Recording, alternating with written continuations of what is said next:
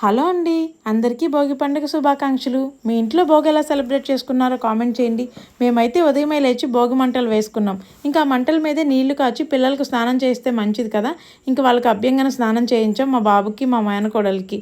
సాయంత్రం వీళ్ళకి భోగి పండ్లు పోయాలి. సో దానికి కావాల్సిన పువ్వులు అవన్నీ పక్కనే తోట ఉంటే కోసుకురావడానికి మా చెల్లి నేను వచ్చాం. ఇంకా మాకు కావాల్సినన్ని కోసుకుని ఇంకా అలా సింపుల్గా ఇలా డెకరేట్ చేసాము. భోగి పళ్ళు మా బాబుకైతే ఇది మొదటిసారి కాదనుకోండి, మూడవసారి. మా మేనకోళ్ళకైతే ఇది మొదటిసారి. సో ఊర్లో అందరినీ కూడా మా పెద్దమ్మ పిలిచింది, పిల్లని ఆశీర్వదిస్తుందని చెప్పి. మా బాబాయ్ అయితే అసలు కుదురుగానే కూర్చోవట్లేదు. మేము ఎంత తంటాలు పడ్డామో వాళ్ళని ఎలా అరేంజ్ చేయడానికి. వాళ్ళైతే ఒకరికొకళ్ళే పోసేసుకుంటున్నారు.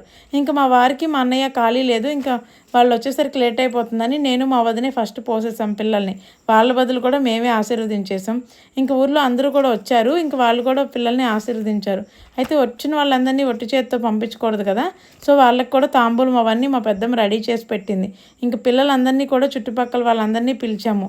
అంటే మన ఇంట్లో భోగిపళ్ళు పోసుకున్నప్పుడు పక్కన వాళ్ళందరినీ కూడా పిలవాలి. వాళ్ళ ఇంట్లో పోసుకున్నా లేకపోయినా మనం పోసి వాళ్ళని కూడా కూర్చోబెట్టి మనం భోగిపళ్ళు అనేది పోస్తే చాలా మంచిదంట. పిల్లలు అలా హ్యాపీగా ఉంటే వాళ్ళకి 1 year మొత్తం బాగుంటుందని అంటారు కదా పెద్దలు. ఇంక ఇంటికి వచ్చిన వాళ్ళందరికీ మా వదిన అయితే బొట్టు పెట్టి గంధం రాసింది, నేనేమో తాంబూలం ఇచ్చాను. ఇంకా ఫైనల్గా పిల్లలిద్దరికీ దిష్టి తీసాం. మా ఇంట్లో భోగి అయితే ఇలా సెలబ్రేట్ చేసుకున్నాం. మీ ఇంట్లో భోగి పండుగ ఎలా సెలబ్రేట్ చేసుకున్నారో కామెంట్ చేయండి. అంతే, ఇంక ఈ వీడియో. Bye bye. Please like, share and subscribe my YouTube channel.